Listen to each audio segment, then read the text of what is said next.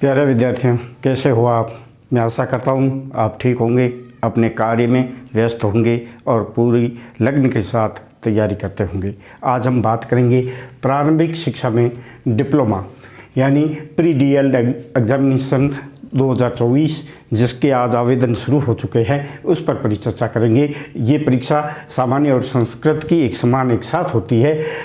इस बार कोटा खुला विश्वविद्यालय द्वारा परीक्षा का आयोजन किया जा रहा। सब परीक्षा देने से पहले प्रत्येक छात्र के लिए ये जानना जरूरी होगा कि इसकी जो परीक्षा की प्रणाली होगी, पद्धति होगी या फिर पाठ्यक्रम होगा, वो किस प्रकार होगा। आज हम इस वीडियो में इसी पर चर्चा करने वाले हैं।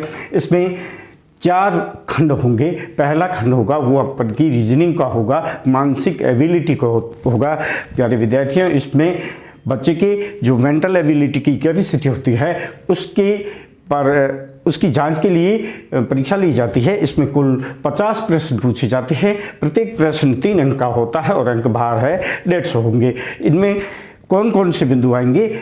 सबसे पहले जो तार्किक योग्यता है, जिसको हम रीजनिंग कहते हैं, इससे संबंधित प्रश्न आएंगे। 2 वस्तुओं की एक समान आंशिक समानता करता है या समरूपता कहता है, एनालॉजी है जिसको अपन कहते हैं, उस प्रकार की प्रश्न आएंगे।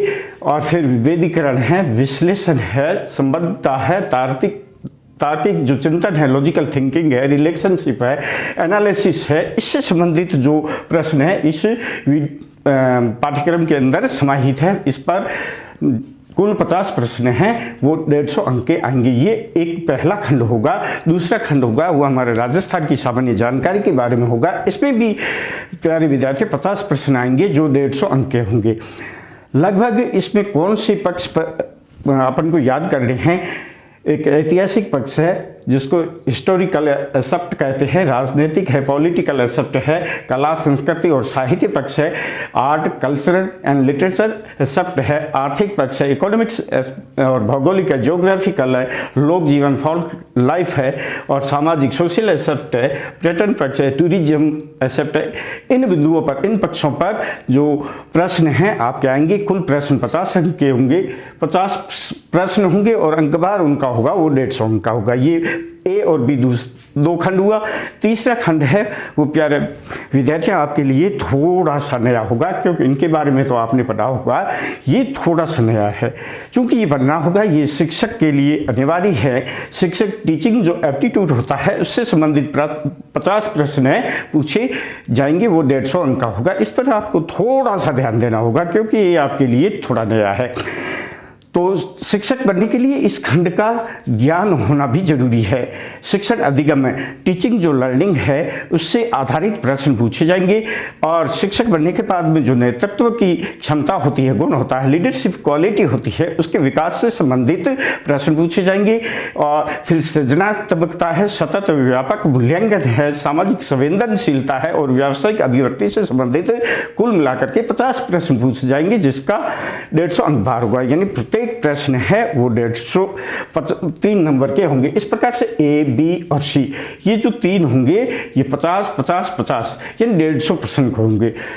और चौथा जो होगा वो हमारे लैंग्वेज से संबंधित होता है। इसमें पहला है वो तो अनिवार्य अंग्रेजी है जिसमें 20 प्रश्न आएंगे और दूसरा जो भाग होता है वो लैंग्वेज है, वो हिंदी या संस्कृत है। इनमें से कोई भी एक भी करनी, या हिंदी ले सकते हैं या संस्कृत ले सकते हैं। इसमें 3 प्रश्न आएंगे, तो 20 लैंग्वेज अंग्रेजी के और 30 द्वितीय भाषा के आएंगे।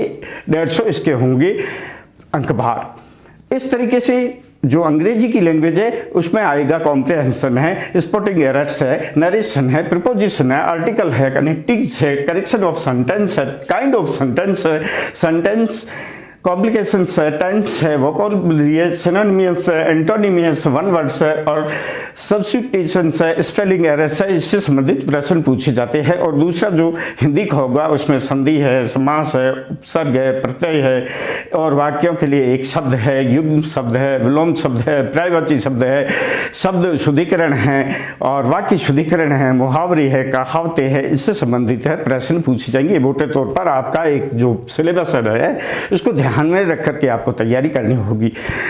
प्यारे विद्यार्थी, मैं कोशिश करूंगा कि इसमें से जो 30 जून है परीक्षा, उससे पहले विशेषकर ये जो अपन के शिक्षण अभिव्यक्ति टीचिंग एटीट्यूड है इसके ऊपर और लैंग्वेज के ऊपर वीडियो लाने की कोशिश करूंगा। मेरे चैनल को आप लाइक करिए और देखते रहिए और आइकन को दबाइए ताकि नोटिफिकेशन है आपके तक पहुंचता रहे।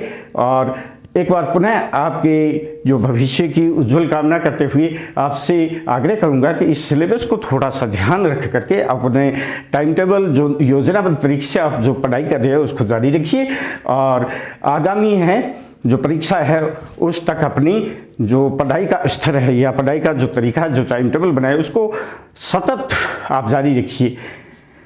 जय हिंद।